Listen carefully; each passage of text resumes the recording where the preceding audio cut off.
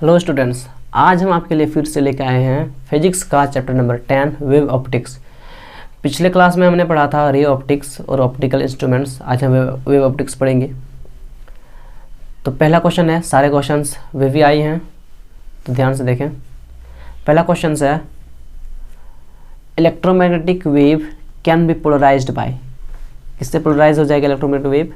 Lens से, mirror से, polaroid से या फिर प्रिज्म से। तो क्वेश्चन नंबर सी है, क्वेश्चन नंबर 1 का करेक्ट ऑप्शन है ऑप्शन सी, यानी पोलरियोड से इलेक्ट्रोमैग्नेटिक वेव को हम पोलराइज कर सकते हैं। Question 2, bending of light rays at sharp obstacle is called diffraction, diffraction, interference, फिर पोलराइजेशन। तो diffraction is the correct answer. इस फिनोमेना को हम डिफ्रैक्शन कहते हैं। बेंडिंग ऑफ लाइट को हम डिफ्रैक्शन कहते हैं। क्वेश्चन नंबर 3 देखें, if the ratio of amplitudes of two interfering waves is 4:3, then the ratio of maximum and minimum intensity is 16:9, 9:16, 49:1 and 1:49। तो क्वेश्चन नंबर 3 का राइट आंसर है ऑप्शन सी। इसका जो आंसर आएगा मिनिमम इंटेंसिटी वो 49:1 आएगा। Question number 4, which of the following could not be explained by wave nature of light? Refraction, reflection, refraction, diffraction या फिर फोटो इलेक्ट्रिक इफेक्ट। तो क्वेश्चन नंबर 4 का राइट आंसर है ऑप्शन डी, यानी photo electric effect को हम wave nature की light से हम डिफाइन नहीं कर सकते हैं। इसे हम पार्टिकल नेचर ऑफ लाइट से डिफाइन करते हैं फोटो इलेक्ट्रिक इफेक्ट को। Question number 5, the phenomenon which exhibits that a certain wave is transverse is dispersion, diffraction, interference, polarization. Question number 5 का राइट आंसर है ऑप्शन डी, यानी polarization. Question number 6, a rainbow is a natural example of refraction of light, reflection of light, refraction, reflection and dispersion of light. D, none. तो question number 6 का right answer है option C, यानी rainbow है उसमें refraction भी होता है, refraction and dispersion के थ्रू रेनबो दिखता है हमें। Question number 7, electromagnetic waves can be polarized by. ये तो भाई सेम क्वेश्चन है क्वेश्चन नंबर 1 का। इसे आप कमेंट सेक्शन में बता दें। अगर नहीं जानते हैं तो डिस्क्रिप्शन बॉक्स में देख लें, लेकिन पहले कमेंट कर लें। Question number 8, when a ray of light इंटर्स a glass slab it's wavelength decrease होगा, इंक्रीज होगा, अनचेंज रहेगा या फिर डाटा सफिशिएंट नहीं है। अगर हम लाइट को ग्लास स्लैब में इंटर कराएं तो वेवलेंथ क्या होगा? क्वेश्चन नंबर 8 का जो राइट आंसर है वो है डी, यानी डाटा इनसफिशिएंट है, यानी ये बढ़ भी सकता है, घट भी सकता है, अनचेंज तो होगा नहीं, इंक्रीज हो भी सकता है, नहीं भी, इसलिए डाटा इनसफिशिएंट नहीं है। क्वेश्चन नंबर 9 देखें, कॉज ऑफ माइरेज, माइरेज का कारण क्या है? जो धूप के टाइम होता है। Refraction and total internal reflection, diffraction, scattering या फिर इंटरफेरेंस। तो क्वेश्चन नंबर 9 का राइट आंसर ऑप्शन ए, यानी जो माइरेज होता है वो रिफ्रैक्शन और टोटल इंटरनल रिफ्लेक्शन के फिनोमिनन के कारण होता है। क्वेश्चन नंबर 10 देखें, the reason of blue colour of the sky, sky का ब्लू कलर क्यों है? इसका कारण ऑप्शन ए स्कैटरिंग के कारण, इंटरफेरेंस के कारण, पोलराइजेशन के कारण या फिर डिफ्रैक्शन के कारण। तो क्वेश्चन नंबर 10 का जो राइट आंसर है वो है ऑप्शन ए, यानी लाइट के स्कैटरिंग के कारण ही स्काई ब्लू कलर का दिखता है। Question number 11, the dark lines in solar spectrum are known as. Solar spectrum में जो डार्क लाइन्स होते हैं उसे क्या कहा जाता है?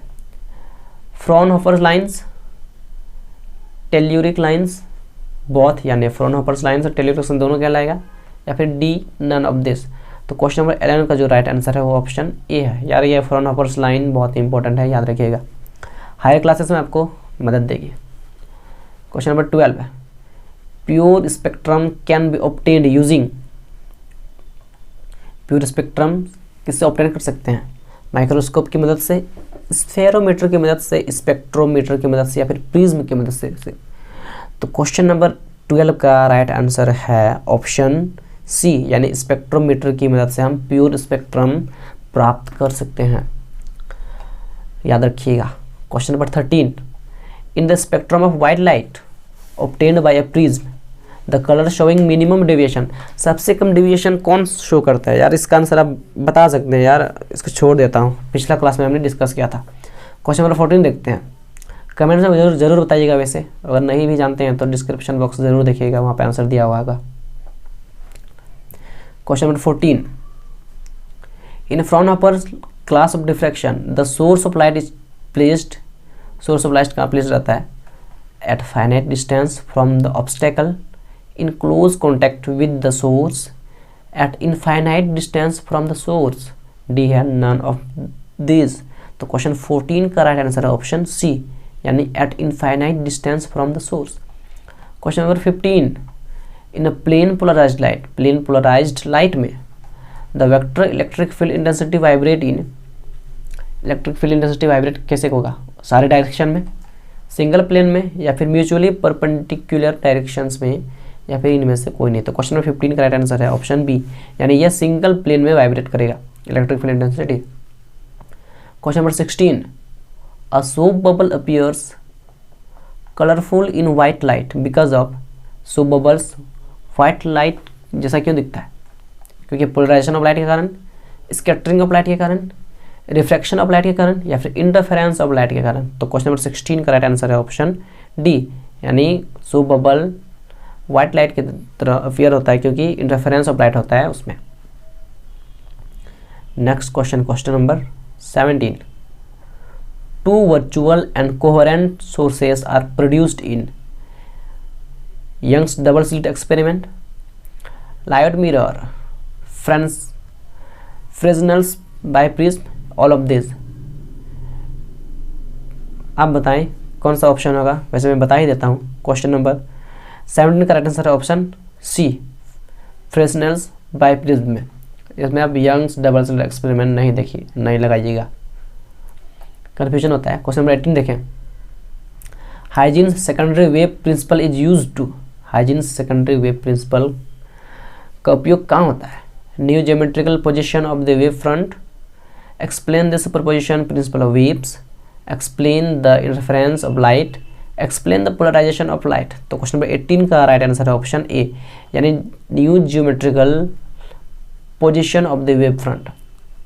Question number 19, light consist of vibrations of ether particles, air particles, electric and magnetic fields, none of this. तो क्वेश्चन नंबर 19 का राइट आंसर है ऑप्शन सी, यानी electric and magnetic fields. Question number 20 देखें, according to wave motion theory of light the colour of light is decided by, colour of light किससे decide होता है, amplitude से, speed of light से, frequency या फिर wavelength से।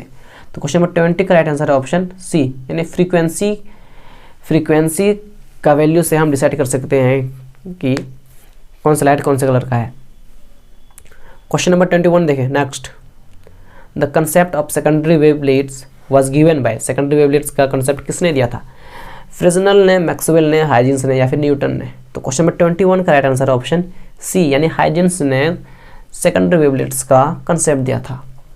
Question number 22, when a polaroid is rotated about the incident beam the intensity of light past does not change, it so happens when the incident beam of light is fully plane polarized, partially plane polarized, unpolarized, या फिर none of this. तो question number 22 का right answer है option C, यानी unpolarised. Question number 23, two sources of waves are said to be coherent of their amplitudes are equal, they produce waves of equal wavelengths, they produce waves of equal velocities, they have constant phase difference। तो question number 23 का right answer है option D, यानी they have constant phase difference। अगर दो source से coherent source निकल रहे हैं तो उनका फेज डिफरेंस सेम रहेगा। Question number 24, the tangent of polarisation angle is equal to the refractive index. Okay, this law is known as, ये लॉ कौन सा है, Malus law, Brewster's law, Bragg's law, या फिर कॉम्पटन्स लॉ। तो question number 24 का right answer है option B, यानी ब्रेस्टर्स लॉ। यानी ब्रेस्टर्स लॉ के अनुसार the tangent of polarisation angle is equal to the refractive index.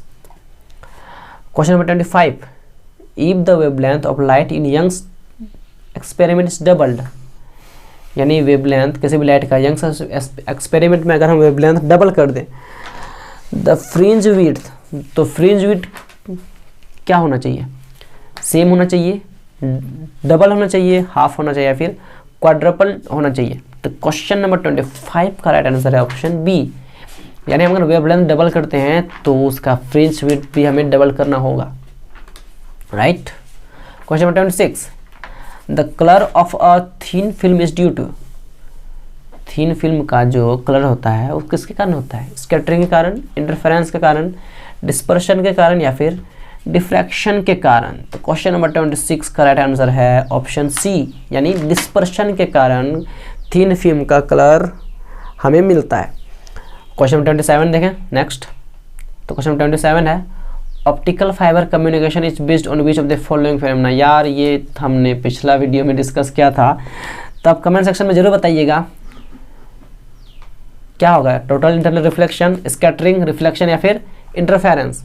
ये कमेंट सेक्शन में हमें ज़रूर लिख के बताइएगा। अगर आप नहीं भी जानते हैं तो आप हमारे डिस्क्रिप्शन बॉक्स में चेकआउट कर सकते हैं, वैसे पहले आप कमेंट कर लीजिएगा। बाय द वे आज के वीडियो में इतना ही, फिर मिलेंगे आपसे अगले वीडियो में।